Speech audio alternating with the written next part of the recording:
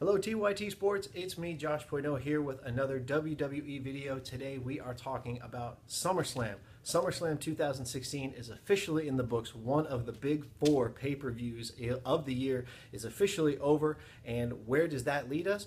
Well, it leads us with a really bizarre ending. We're going to talk about that ending here in just a second, but SummerSlam is supposed to be one of these pay-per-views that starts us down the road to WrestleMania. It's supposed to start setting up some feuds we're eventually going to see here in the next few months as the biggest show of the year starts to come into picture. We didn't really get a lot of that here, or at least we don't know that we did. The very first match, though, on the card for the evening was Enzo and Cass versus Chris Jericho and Kevin Owens. Now, Enzo and Cass, things have been going extremely well for them over the last few weeks, so my guess was that they were going to lose this match. Why? Because they can. They have such great momentum that a loss here isn't really going to affect that. The crowd isn't going to suddenly not get behind them because they're fantastic in the ring, they're fantastic on the mic. Every crowd that they played before absolutely loves them.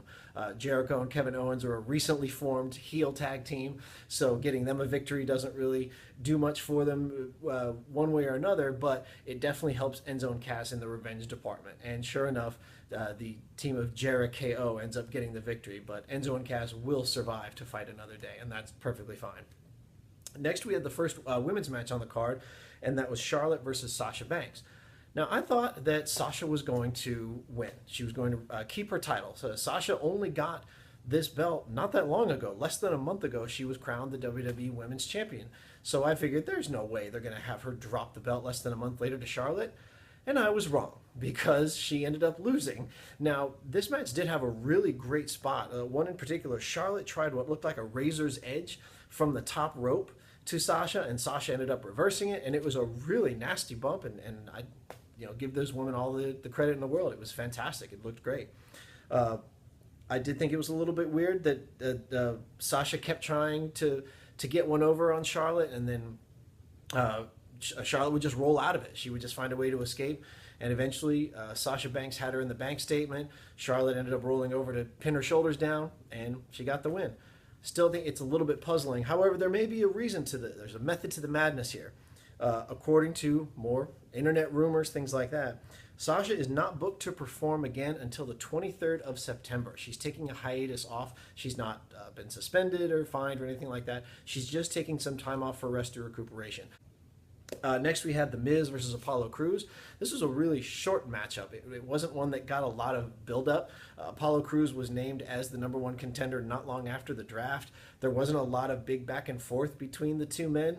The Miz did most of the talking just because that's what he's really good at. Apollo Crews is getting better at it, but he's still kind of green in that department, so you didn't really get a lot of the standard, hey, I'm going to beat you, no, I'm going to beat you kind of stuff, which is usually something, especially for a title match. So I certainly didn't expect Apollo Crews to win this match, and spoiler alert, he didn't. The Miz retained, go figure. His wife, of course, was involved in interference, as typically happens whenever the Miz is in a match, and he retains his Intercontinental belt. So nothing really earth-shattering there. Next was Cena and AJ Styles. This one was going to be very interesting for a couple of reasons. First, my guess was I wanted AJ Styles not only to win this match, but he needed to win clean. And the reason is because he needs that way more than Cena needs a victory here. It wasn't long ago, just a few days actually, that Cena said on a WWE podcast, he's looking for someone to take his spot in the WWE. And this wasn't a work, this wasn't kayfabe, this was him genuinely saying, look guys, I've been doing this for a really long time. I want someone to take my spot as the top guy in the company, but I'm not simply going to hand it to somebody. They've got to earn it. Now, do I think AJ Styles is that guy? Not in the sense that he's going to be the dude at the Make-A-Wish Foundation. He's not going to be the guy hosting the Today Show. That whole aura of who John Cena is, all those other intangibles that occur outside of the ring, it's going to be really, really difficult to find someone who can replace Cena in that regard. But as far as who can take his spot at the top of the pecking order on the depth chart, absolutely AJ Styles is more than capable of doing it. These two men had a fantastic match, and at the end, AJ gets the Styles Clash on Cena and then hits him with the phenomenal forearm and wins the match. Wins it clean, no interference, no nothing. Then we had an interesting moment at the end. AJ Styles leaves. The crowd, which is initially the Brooklyn crowd here at the Barclays Center, which was initially a little hostile towards Cena, as most older crowds tend to be, they were showing a lot of respect for him, a lot of cheering. I think people knew that they may have started seeing the end of something because Cena took off one of his never give up armbands, laid it in the ring, and walked out. Whether that is symbolic of something or nothing, we're going to know here in the next couple of weeks. I think it means something. I absolutely think he knows his time is getting close. He knows he's got to start making his way out. He's already doing a lot of other gigs that he's involved in outside of the WWE, and he's got to take full advantage of his stardom, just like The Rock did before him, just like any wrestler who wants to break out into bigger and better things. Now's the time he's going to start doing it. So I think this is going to be a pretty large step in that direction. So congratulations to AJ Styles for getting the clean win. Jon Stewart came out, which was, I love Jon Stewart. He's fantastic. He's very talented. But celebrities coming out and these kinds of things are all very strange. And he got a really cold reception from the Brooklyn crowd. He comes out and introduces the New Day, who had their match versus Anderson and Gallows. This is another match that I figured the heels were going to come away with the victory here simply because New Day had no reason to retain their belts. They've had the belts for too long. It's about time for someone else to get them. And again, I was wrong. Big E ends up coming back at the end. Big E had been sidelined by Anderson and Gallows, so they thought they had sort of leveled the playing field, but turns out that they hadn't. Even though technically Anderson and Gallows won, they don't get the titles. So this is just another setup for a future rematch, and I still think that Anderson and Gallows could be the ones who strip the New Day of their titles because it's about time we kind of get this division something a little fresh. Next, Dean Ambrose and Dolph Ziggler. I thought this match was going to steal the show. I thought it had the potential to steal the show. But it just seemed very vanilla. Dean Ambrose seemed like he was going through a lot of the motions. It never seemed like Ziggler was a real threat to him during this whole match. It almost seemed like he was bored. Just the faces he was making, the way he was acting, it didn't really seem like at any point he thought he was going to lose to Dolph Ziggler. And he didn't. Dean Ambrose retained the championship. I didn't think the belt was going to change hands anyway, but I would have liked to seen a champion in peril at least a couple of times. Make it compelling, make it interesting. Just didn't seem that way. Next, we had a 6-women tag match, also known as an extended bathroom break. It was Becky Lynch, Naomi, and Carmella versus Natalya, Alexa Bliss, and what should have been Eva Marie, who was substituted for, as everyone in the world saw coming, Nikki Bella made her return after being out with having neck surgery a couple months ago. The crowd went nuts for her just because she's a Bella and yada, yada, yada. Her in-ring skills haven't really improved that much, so I kind of gave this match a push. I honestly did not care who won. I couldn't really care. But as soon as it was official that Nikki Bella was in it, I said, well, there's no way she loses. There's no way the team that the Bella twin is on loses the match. And of course she didn't. She got the pin over Carmella, and that was that. No storyline, no nothing. It's just it's a time filler on a show that had already started at 6 p.m. on the East Coast. Next, we had Finn Balor and Seth Rollins. The WWE wasted the opportunity to introduce an audience to Finn Balor who didn't know him from NXT. His demon entrance is very unique, and it's part of his unique identity. And WWE ruined it by having it on Raw already. So the crowd already knew it was coming. It would have been so much more meaningful if they had just saved it for this show, for something as big as SummerSlam, and for a match as big as this, which unfortunately was ruined with the debut of the new Universal title, which looks horrible. There's a reason why it wasn't giving a special introduction on the show. There was no grand unveiling. There was nothing like that. It was just the camera went to commercial after the last match and then cut back, and what do you know? The Universal Championship is there. And it looks horrible. It looks just like the WWE World Heavyweight Championship, except it's all red. It's insane. It looks absolutely terrible. If you have to Google it, do so at your own risk, because it just looks garbage, complete garbage. And I think unfairly that took away from this great match. Balor and Rollins put on a fantastic competition. They had some great spots back and forth, great high-flying moves inside the ring, outside the ring. And every time they cut to a shot of that title, or the guys that showed up near the title, the crowd would boo because they just hated it. I mean, it was bad. Everybody on Twitter was reviling against it. No one had anything good to say about this title.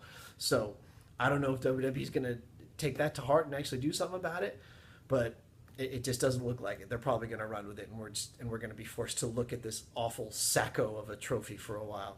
Let's move on. I don't want to talk about it anymore. Anyway, Finn Balor got the win, and he's your first Universal Champion, but really he's kind of a loser for having to wear this belt all the time. Ugh. Okay, now we start in one of two of the questionable endings to this show. Roman Reigns and Rusev were supposed to have a match for the U.S. title. Now, they had already had a match on Raw this previous week. So why are they fighting again? Roman Reigns had won that, but it wasn't for the title. So now they're going to have another match for some reason. Now, in the world of professional wrestling, hey, you guys can't start beating on each other until we ring this magical bell. Then you can officially start beating on each other. So, it's one of those things where you have to suspend your disbelief. So the match hasn't officially been sanctioned as starting yet Roman Reigns and Rusev are beating on each other. And then refs come out and try to separate the two men. They can't successfully separate them because they keep wanting to fight. Eventually, one of the refs just calls the match and says he's disqualified because Roman Reigns won't stop and Rusev is declared the winner. Okay, very odd. And then Rusev he can't compete because he's hurt, so he can't even compete in a match. So Roman Reigns seems to leave. He comes back, spears Rusev again, and Rusev is down for the count, and now he's really hurting. And then Roman Reigns leaves. That was it. No match, no nothing. Wondered why they didn't do this in reverse. Maybe that could have happened on Raw, and then they had this match here. Again, a questionable decision to say the least. But hey, they'll make up for it in the last match, right? Brock Lesnar versus Randy Orton. Surely that match will put the show over the top. You know what? I don't even need my notes for this. This is how terrible this match was. Okay, all the hype, all of the fanfare that was going into this match, Brock Lesnar, Randy Orton, these guys have only met one time back in 2002 where Brock Lesnar ended up being the victor. Then they both went on to these phenomenal careers and blah, blah, blah. Yes, all that is true. So, with that being said, there is still no way in the world that I thought Randy Orton was going to win this match. It's simply not plausible. There's no way that he should win because Brock Lesnar has been built up to be this unbeatable monster, this killing machine that cannot be felled by human weapons. So how can Randy Orton, a very human man, go in with his very human fists and beat him? It's simply not going to happen. So they have their match, and it seems that that's exactly the way it's going. Brock Lesnar is beating on Randy Orton unmercifully. And then Randy Orton is able to get in an RKO out of nowhere, but it kind of goes back and forth just for a little bit. But Brock Lesnar is still really controlling the match. And here's where the unusual thing happens. They're in the ring, and Brock Lesnar just punishing him with elbows and forearms, and next thing you know, Randy Orton is bleeding like a sieve out of the top of his head. Now, ever since the WWE left the Attitude Era, Vince does not condone cutting. If you're not familiar with the term, cutting is when a wrestler will intentionally bleed themselves, called cutting or blading, especially right here, the soft parts over the head, where you can get a whole lot of blood and it doesn't really hurt them that much. So it was very effective and it's very showman-y. However, Vince is not about that anymore. He hasn't been about it for years. The WWE has not been about that. It's their official policy that they simply don't do it. Now, they can't always prevent you from bleeding unintentionally, but they definitely try to stay away from it. This is supposed to be more family-friendly. So having buckets of blood everywhere that would belong on the cover of Fangoria magazine isn't what they're going for. However, that's what we got at the end of this match. I mean, Randy Orton had a literal puddle of blood under his skull. So medics had to come out, and Brock Lesnar, to his credit, was keeping kayfabe, and he would occasionally throw the guys to the side and beat on Randy Orton and all that stuff. But there was no question that this match was going to be called. As soon as you started to see this big pile, I said, there's no way this match continues. This has to be ended. It's just now it's a safety hazard. Sure enough, match was called. Brock Lesnar wins by TKO. Match is over. A very disappointing end to what was billed up as a phenomenal match. I understand you can't always control things like that. I don't think Brock Lesnar intended to cut Randy Orton. Randy Orton certainly didn't cut himself intentionally, but it happened. And because it happened in just the right place and it was so severe, the match had to be called. And now we did not really get the match we were promised. Whether or not we're going to get a rematch of that at a future pay-per-view, or they're just going to end the storyline there and kind of move it along and go with whatever plan they were going to go with anyway, which I still think was going to involve a Brock Lesnar victory, remains to be seen. But that's how SummerSlam ended. Very, very strange. And it left a lot of people very disappointed, including myself. So, did you watch SummerSlam? What did you think? Were you disappointed? Were you happy with SummerSlam? Were you not happy with SummerSlam? Which matches did you enjoy? Which matches did you not enjoy? Let me know in the comments. As you know, I respond to every single comment that I can, and I will try to write back with whatever comments you have. Let's start a great discussion in there. You can also follow me on Twitter right here at Chief Joshiola. Send me any questions, comments you want right there, and hopefully TYT will have me back soon. Thanks again for watching, as always. Bye-bye.